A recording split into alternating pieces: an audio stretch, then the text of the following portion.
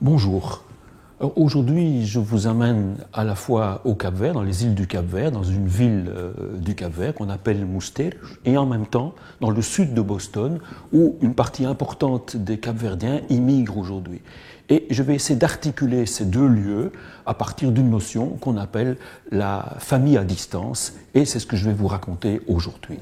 Alors, avec la globalisation, ce sont notamment les flux migratoires qui ont augmenté fortement ces 20 dernières années. Aujourd'hui, confrontés à des besoins de survie, mais aussi des désirs d'accéder à la consommation, aux besoins d'accumuler, de nombreuses familles dans le monde sont confrontées à la migration. Alors, dans l'archipel du Cap-Vert, c'est un archipel qui est situé dans l'océan Atlantique et qui est situé de manière équidistante entre l'Afrique, l'Europe, les Amériques, sud et nord. Et depuis sa découverte au XVe siècle, les îles étaient inhabitées. Elles ont été traversées par une histoire longue, en fait, de la migration, dans la mesure où elles ont joué un rôle important dans la traite esclavagiste. Bien entendu, le métissage s'est joué partiellement dans ces îles. Ces îles ont connu des sécheresses importantes et donc la famine. Et la migration a toujours été au rendez-vous.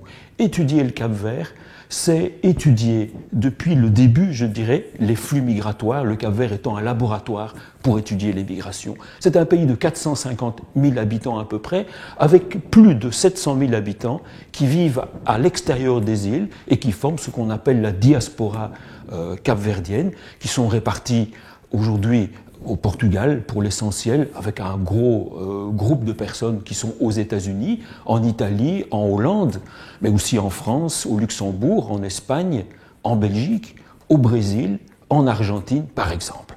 Alors, à partir d'un terrain que j'ai débuté il y a déjà une dizaine d'années, en 2004, il y a donc plus de 10 ans, je me propose de vous donner quelques éléments importants de structure, on pourrait dire, de ce que je propose d'appeler la famille à distance, la famille à distance au Cap-Vert, qui s'articule entre cette ville de Mousterj et Boston dans la banlieue sud de cette grande ville. Alors dans ce cours, je voudrais essentiellement pointer quelques aspects saillants d'un processus qu'on peut dire assez complexe, qu'on peut appeler le faire famille à distance. Que veut dire ce terme?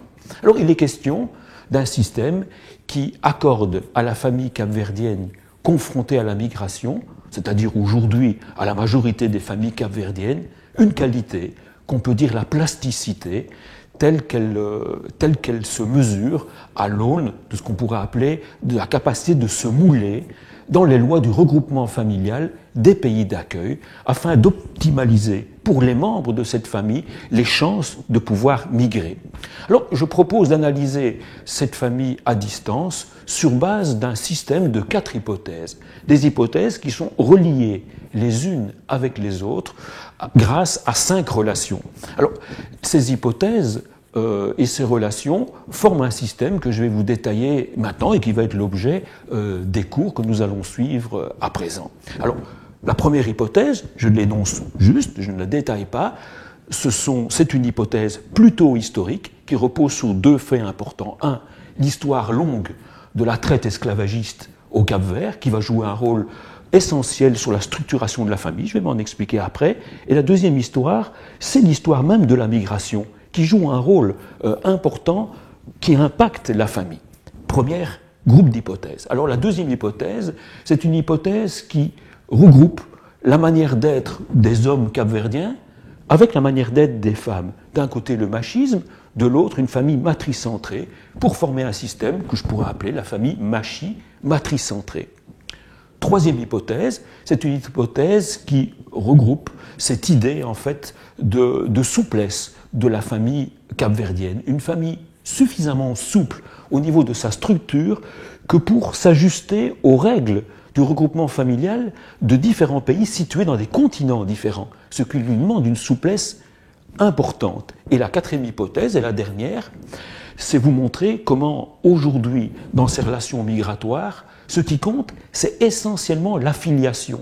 L'affiliation veut dire les rapports, les relations entre les parents, les enfants, les grands-parents, etc., beaucoup plus que les relations de mariage ou les relations d'alliance qui sont subordonnées en fait aux premières. Alors ce système de 4 hypothèses sont reliées entre elles par des relations que je vais vous expliquer au fur et à mesure que le cours va se dérouler à présent.